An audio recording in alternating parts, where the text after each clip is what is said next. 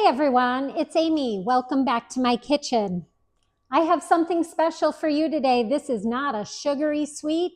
This is my mom's meatloaf recipe. Now, I know what many of you are thinking. Meatloaf, boring, dry, gross, childhood, triggers.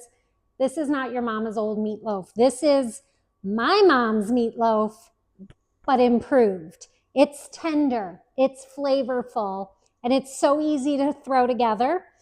And it makes the best cold sandwiches on day 2.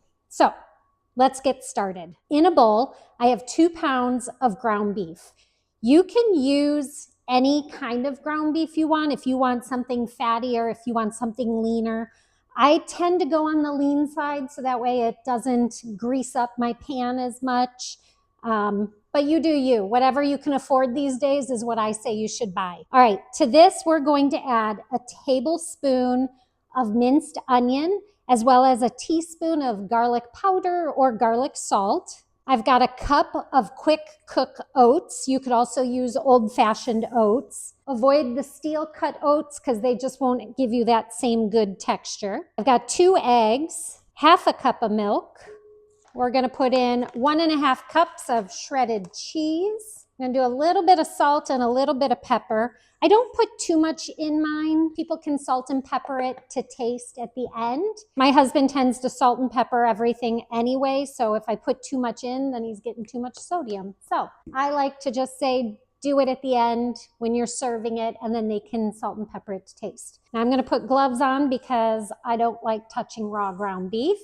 If you don't mind it, feel free to just dive right in. Pull up those sleeves here and let's mix this up. You want to make sure that you're squishing it all together so that way the eggs, the oatmeal, it's all getting incorporated into the beef. So you don't just have a pocket of cheese somewhere, that it's really getting blended. The nice thing about the gloves, it's going to make cleanup of my hands so easy. I remember being a kid and my mom would put me on the duty of mixing the meatloaf, and now I understand why, because she didn't want her hands all gross. So as an adult, I don't make my kids do that. I just buy some gloves and do it that way. Beautiful. I'm going to push this aside for a second. I've got a cookie sheet that has a 1-inch side, and I've lined it with foil because I like easy cleanup. We're going to take that meat and blop it right on there. Some people ask if you can use a loaf pan.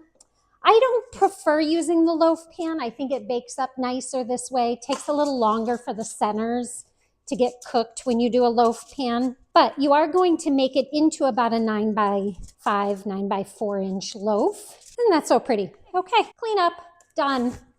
Boom. And what I love about this meatloaf, now that's my mom's meatloaf minus the cheese. She never put cheese in it. I think it elevates the flavor. What we did as kids is my mom served, the meatloaf with a side of ketchup, and that was dinner.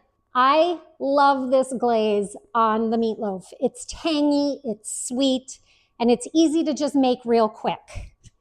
All right, so in a little bowl, you're going to add half a cup of ketchup, half a cup of brown sugar, and you can use stevia here. That's totally fine if you don't want it too sugary. And then you're going to do about a teaspoon of mustard. You can measure it if you want to. I'm just going to eyeball it here. Now, whisk that up together. So to the top, you are going to pour that glaze right over the top. This is going to go into a 350-degree oven.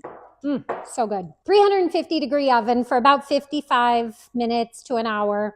You want to make sure that the center of it reaches 160 degrees. So I will see you back here in like 1 second because of, editing, but it'll be an hour in my kitchen. See you soon. Welcome back, everyone. I know you didn't actually go anywhere, but in my kitchen, it smells so good. All right.